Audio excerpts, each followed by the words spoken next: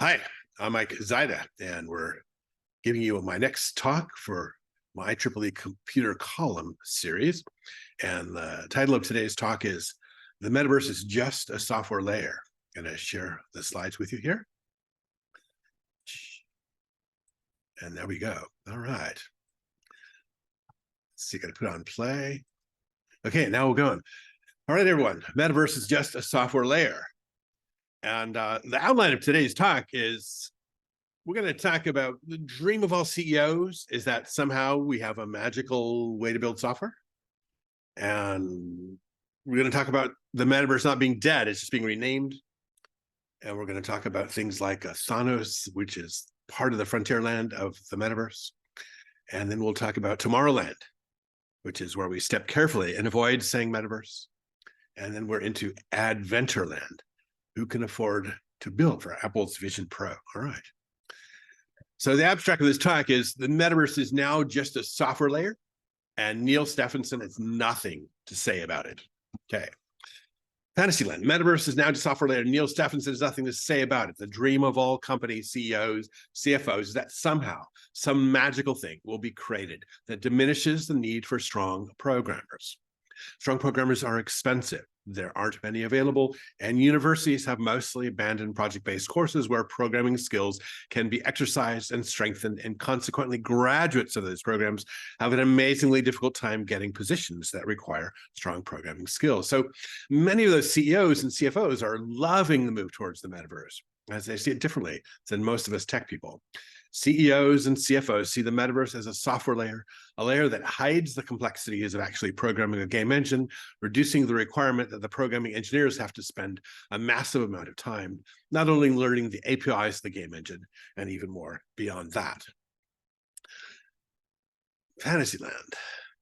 Maybe the C-suiters, pronounced C-suiters, are right, though, that maybe we will be better off when the game engine layers are buried beneath another layer that is actually usable by people primarily interested in building an application for their subject matter domain, rather than acting as a deep tester debuggers for the Unreal Engine's intricacies that originated in some historical 1998 code, written by programmers either gone or promoted out of coding for a living to something grander, like point of the spear agravats against secure app stores. Or maybe they have even called in rich and have changed their mobile phone's country code so that not even their relatives can find them. And Neil Stephenson had nothing to say about all this change, as he is perhaps tired of talking about Snow Crash, the metaverse, and the origin of the word avatars. Maybe he just wants to stay home for a change and finish that impossibly long trilogy about the writer caught in a Groundhog Day loop in an online world he created in the previous trilogy, now implemented by a college student dropouts or high school dropouts that has become the bad Zoom equivalent of Reddit without any moral bounds. Something to think about. Main Street, USA. The metaverse is not dead, it's just being renamed. In our last article of the Games Column, I tried to convince you that the metaverse industry was not dead, despite Meta's lack of success in sales and game development. Meta's biggest issue with respect to being a first-rate player in the game console industry is that they haven't sold enough headsets to convince AAA title developers to build games for their platform. The last news article I saw on Meta said 20 million Quests were sold. Historically, a game console that has only sold 20 million units is usually canceled and is a failure with respect to games, and game developers usually stop building for it under that number. 20 million is like the Occam's razor number for the will we or won't we build games for this platform. The Nintendo Wii U was canceled with only 13.56 million units sold, for example.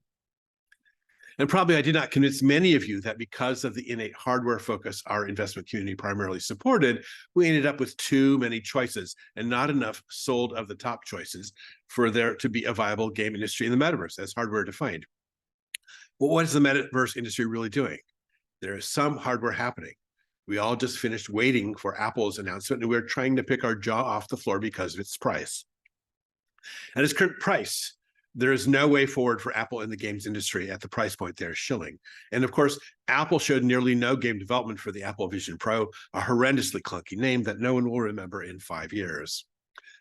The Apple Vision Pro would ever change things dramatically, but there are also companies like Thanos focusing on how do you experience the metaverse without a bulky headset.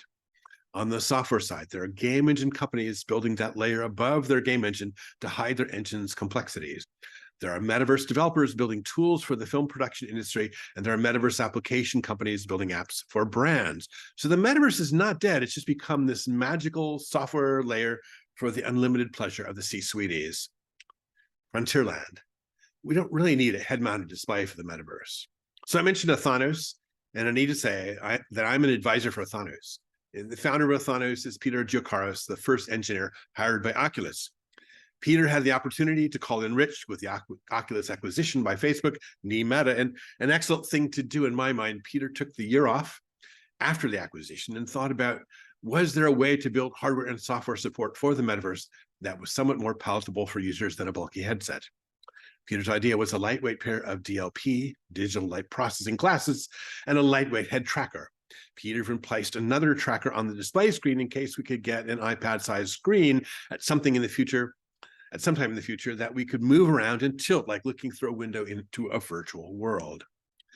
Now, when Thanos started, one of the things we needed was a television or monitor that could support stereo display. And unfortunately, the time period for televisions all coming with stereo had long since passed. So our initial first demos were technically interesting, but utilized an old television that you could tilt if you were strong enough to lift it. Our demos to potential investors with this were clunky, to say the least, and the onset of the COVID work-at-home era quashed early and quick success. Modern 3D. So Thanos Peter had to figure out how to get stereo display out of modern televisions. And this is where I greatly appreciate working with a super smart engineer. Peter was able to create a box that sits in the corner of an OLED screen, a box that detects a sync signal and allows the programmer to turn just about any OLED screen into a stereo-capable display. I always like this type of one man against the world technology win. It's called Modern 3D by the people at Thanos. See the Thanos website to see what a demo of this all looks like. In figure 2, Peter's holding a game controller because Thanos thinks that games ought to be the focus of this path to the metaverse.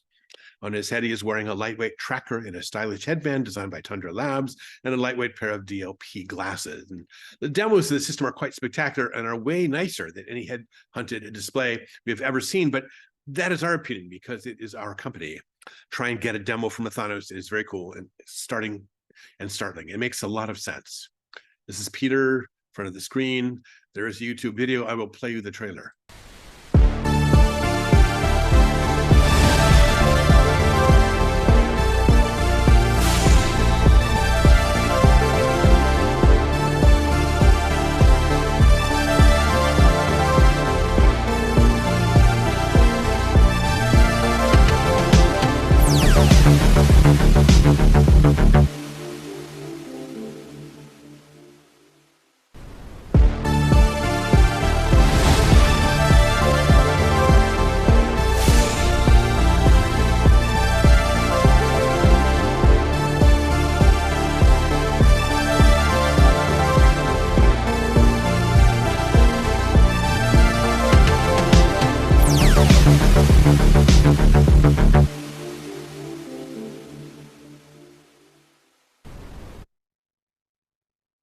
All right, Tomorrowland.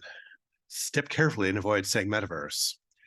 On the 5th of June, 2023, Apple's Tim Cook presented Apple's Vision Pro completely without ever saying the word metaverse. We all immediately thought Appleverse, Goggleverse, or some similar form. The Vision Pro seems daunting at first, with the amazingly crazy price that starts at $3,499. Starts at $3,499.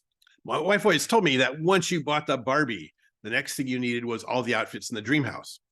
She always says computers are kind of like Barbies.